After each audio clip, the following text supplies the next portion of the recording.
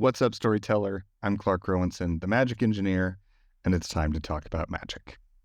In this video, I'm going to be talking about one of the topics I actually covered in one of my live streams, so the format may be a little bit different than you're used to. I sure hope you still enjoy the content, and we're going to jump over to that right now. Today, wanted to talk about soft magic systems because recently had a Zoom call with people on my newsletter, at least a number of people who could make it, talking through some of the things that they wanted to see. And soft magic systems came up several times. For anybody who isn't familiar, or even if you are thinking you want to do a soft magic system, it's really important to make sure we understand what a soft magic system is. So I'm going to have a little bit of repeat information there, because when I'm talking about hard and soft magic, it's not the same thing as what you probably see when people are talking about Sanderson's style of hard and soft magic system. For me, there's the hard and soft axis, and then there's the rational irrational axis. The rational irrational axis is all about the number of patterns, the number of rules, and how much logic can be used to extrapolate from and apply aspects of the magic system. Hard and soft is all about knowledge. Specifically, I view it as the percentage of the what percentage of the system do we know or understand? Or what percentage does the reader know or understand? Or whatever the perspective is. So with that, soft magic systems are where, strictly speaking, less than half of the total system is explained or understood. Now, that's obviously going to vary as you go through your story, and that 50% can get very muddy. But if you feel the majority of your system is unexplained or not understood, then you're dealing with a soft system. Opposite for a hard system. If the majority of your system is known and explained, then it is a hard system. So from there, there's some things we're going to get into about how those components shape how we actually go about crafting a soft magic system. But before we really want to get into that, I want to talk more about what it is and what it can do for us, because that's really what it comes down to.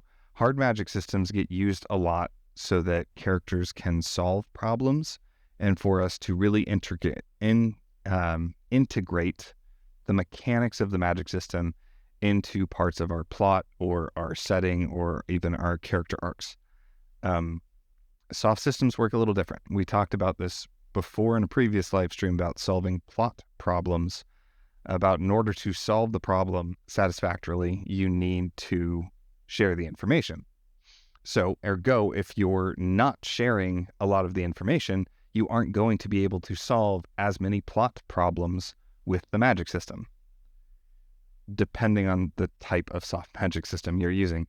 But for the most part, some of my favorite examples of soft magic systems, classic one is just Lord of the Rings, right? We know very little about how the magic actually works.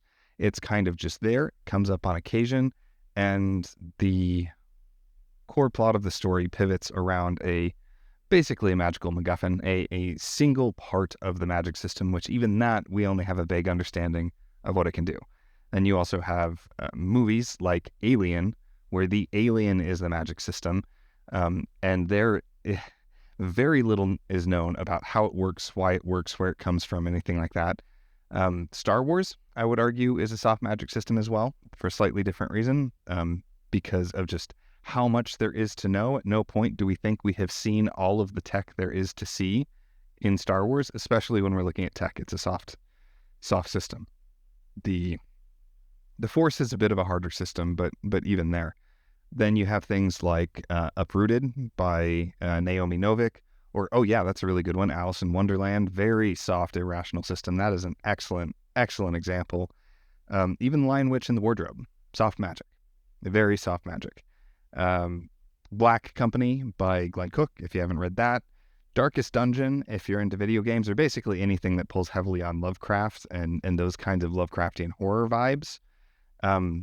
Those are especially interesting because they're especially when you're using it for horror, the unknown aspect is part of the point. So, which is one of the many strengths of a soft magic system, or the Netflix series Edgerunner, which was based in like the Cyberpunk 2077 universe, I believe. We see a bit about the tech, but there's a whole bunch of stuff that we don't get to explore. Or one of my favorite books growing up was The Iron Ring, where was like it was a fantasy story that like took place in India, and I freaking loved it. You didn't know, especially the ring. Again, another magical MacGuffin. We didn't really understand what it did or why it was so powerful or how it was so powerful. We just knew it was a problem. So those are a bunch of examples of soft magic systems. And as you guys have been thinking about that, and some of you have been tossing your own out there, you might already be seeing some of the strengths that come from this. So soft magic systems are outstanding for helping us build tone, themes, and general vibes for our stories. And it is stronger with certain vibes than others. But if you want to create horror, you can do horror a lot of ways. But a soft magic system can be incredibly effective. Like, it is perfect for doing a horror story. Or if you're wanting to have something where it's a sense of wonder or mystery, soft magic systems. So that's what Lord of the Rings does, is the magic is there to add this kind of fantastical feel, even more so in things like Lion, the Witch, and the Wardrobe, where it's just there making everything wondrous. Or even Harry Potter. I would argue Harry Potter is very much a soft magic system. And there she was using it to... There was a podcast I listened to where they call it, I think they call it like your fairy cake or whatever. They're talking about their version of the seed crystal. But for J.K. Rowling, it was, she wanted a feeling of, oh, that's quaint, that's cute. And that's really what it was driven around, was pulling in that vibe of, look at how quaint and kind of whimsical this is. And soft magic is really, really great at that. Soft magic not as great, like I mentioned before, about solving problems, because in order to solve it satisfactorily, you need to give the information, and the more information you give, the harder the system becomes. Now, you can solve problems with a soft magic system, as we talked about before, because that just means that you need to make clear the portion of the magic system that gets used to solve the problem. So you can just show a tiny portion of it, and then the rest of it is still a soft system that you didn't bother explaining. So, there's workarounds with all of this. Now, solving plot problems that's definitely iffy. It's so-so.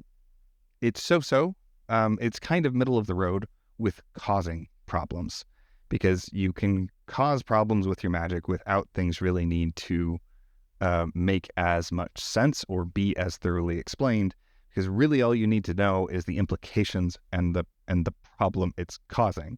It doesn't really matter if you understand why it works that way or not. Just knowing that it's causing a problem. And yeah, the Ghibli movies are another excellent example that I'm actually going to write down. Because yeah, basically anything by Studio Ghibli. Those are some of the biggest strengths. There's some other aspects to it, but generally, in a nutshell, it comes down to soft magic systems are awesome for creating whatever vibe and tone you want without having to worry as much about the implications as you do with a hard magic system. The hard magic system, especially a hard rational magic system, it can still create those vibes, but you then have to do a lot more work to make sure it's not causing anything else to happen in your story or in your world. That's some examples. That's what soft magic systems can do for us.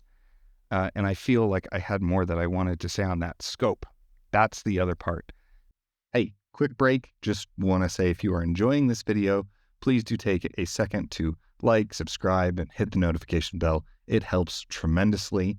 And that's all I've got. So back to the content. Soft magic systems. This is where we're going to start getting into a little bit of the nitty gritty. So I talked about it as what percentage of the total magic system do you know? And that tells you where it sits on the hard-soft scale. I don't know why I never thought of this. I thought of it this way, but I talked about it in my last newsletter. I realized that means that is actually two properties that we're then combining into a ratio.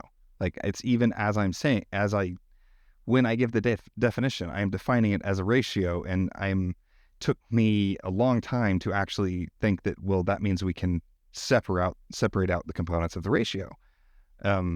We have the numerator, which is how much is known, and then we have the denominator, which is how much there is to know. So another way to look at that is how much have we communicated and how complicated is the system. So because the more complicated the system, the bigger that denominator.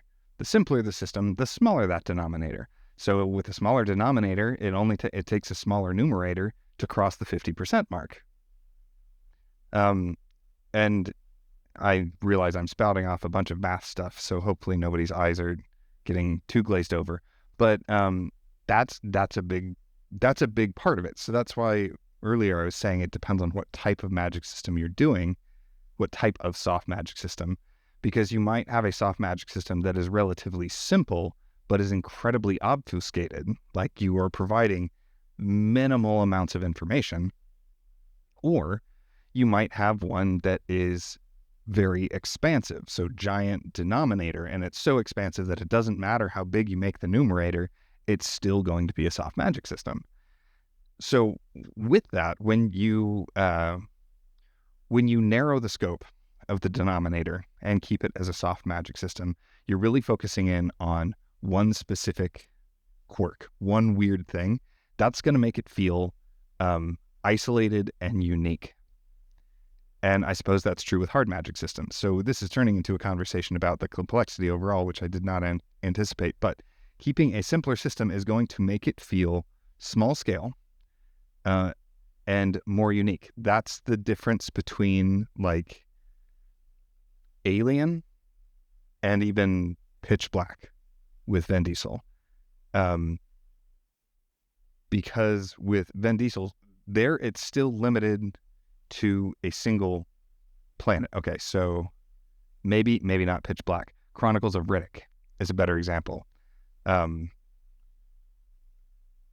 can't remember the name of the bad guys, even though I've watched that movie so many times.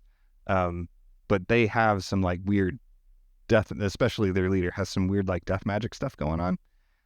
But they are spread throughout the world and it's connected to the universe at large. And even though that's one piece, it starts giving indicators of like the elementals and the Furians and a whole bunch of other stuff. It's like, oh, there's a lot more to this universe than we got in Pitch Black, where Pitch Black just felt like a sci-fi monster movie. This one has a lot more sci-fi epic fantasy feel. Necromongers, yes, that's what they were. So that's actually an example of the two forms of scope within the same series.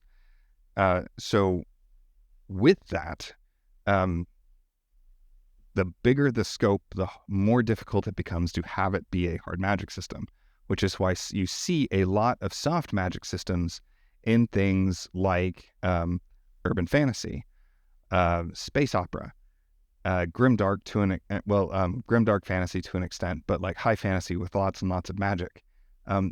That's why those tend to be softer. And if they want to do a hard magic system in it, the hard system is a single portion of the overall world. That's what Sanderson does with Stormlight Archives, which I'm sure this is going to make some people upset with me. I haven't read any Sanderson stuff in quite a while, so I don't have any new references beyond like Rhythm of War. But like that's what he's doing there. There's the magic system of like the Cosmere and the world and even just Roshar, and then there is the magic of the Knights Radiant, and then there's within the blueprint there's the box that's talking about perspective.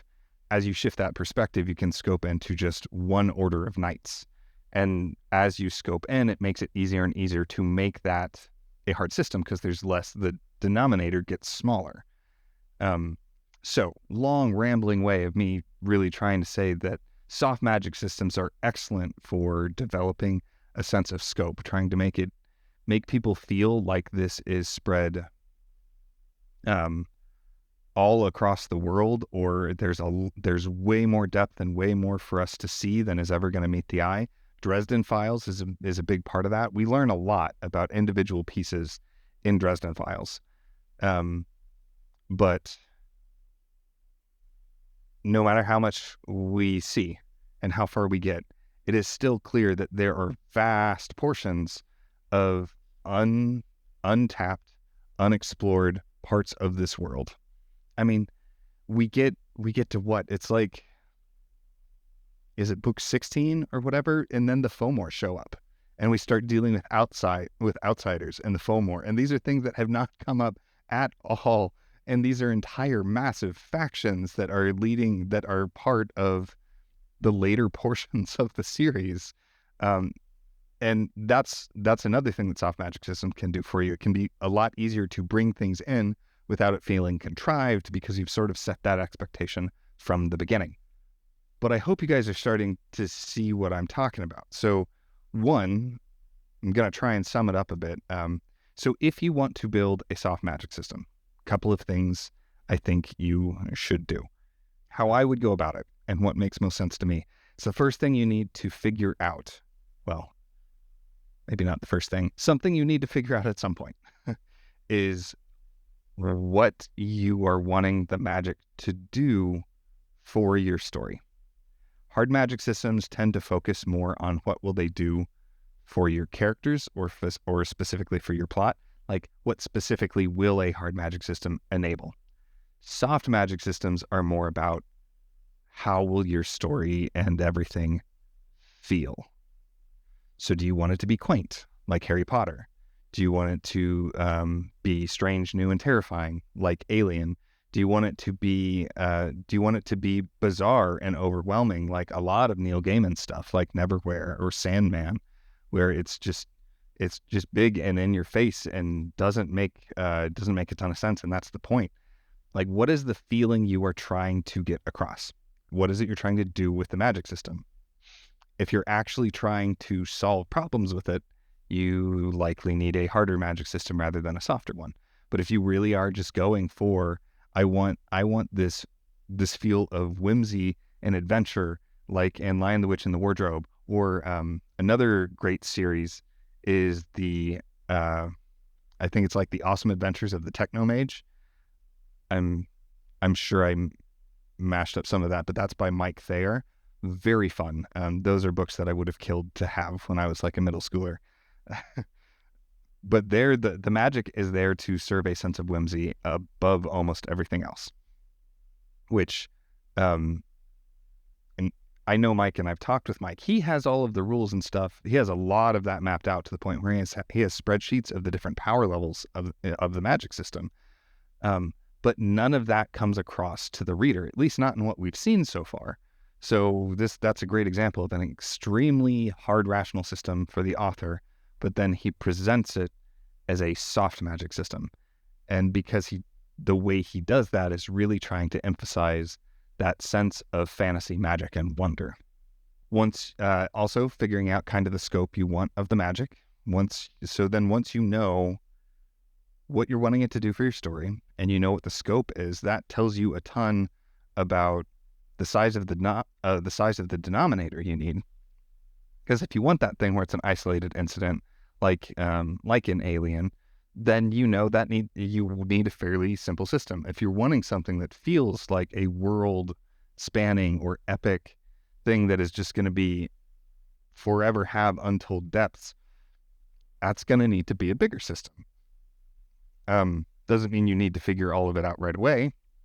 You can have it set up so that you can just keep throwing things in as you need, but that's what you'll want to imply from the beginning. And yeah, that's the main part. So understanding you know what the scope is, you know how you want to make it feel, and then that is going to influence what you focus on when you are building the details of your system. Because if you want vibes of horror as opposed to vibes of whimsy, the things you put in your system will be different. Like, I would have a hard time doing anything that was pure whimsy because body horror and just horror is going to creep in somehow, which probably tells you more than I want you to know about my state of mind, but it's going to be very different. Like if I want to do something fun and whimsical, that is not a place for me to put my viral magic or my organ magic. Like that's it's not going to work as well there.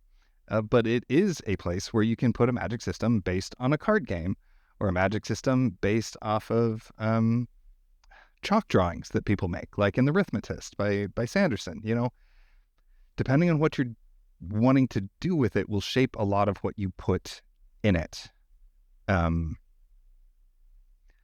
So yeah, and I guess the last part I really wanted to cover with some of this is there's some implications I've kind of been hinting at when we look at the blueprint. And mainly what that comes down to is prevalence and to a certain extent an ease of use.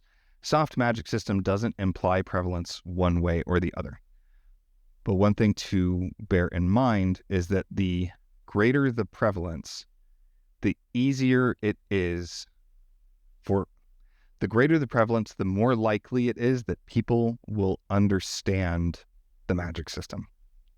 So if it is a simple magic system that is highly prevalent, that's going to be tricky to keep soft because everybody knows about it. Everybody's using it. They've got the kinks worked out. They've got the details figured out. Now, if it's highly prevalent and you want it soft, you're likely dealing with something that's big in scope. Because then, people collectively in the world may know tons and tons and tons about it, but the limited scope of our story is always going to keep it soft. So that's something else to bear in mind. And that's it for this video. I hope it was helpful. I hope it was interesting. As always, you can leave questions in the comments below. I'm also going to leave some links in the description. So if you have some questions you want me to address in any of my live Q&As, or you have topics that you would like me to cover in these kind of live conversations, you can click those links, fill out the forms, and I will potentially cover your topic in one of these future live stream/video recordings. Thank you again. And whatever you do, make sure that you keep writing and stay awesome.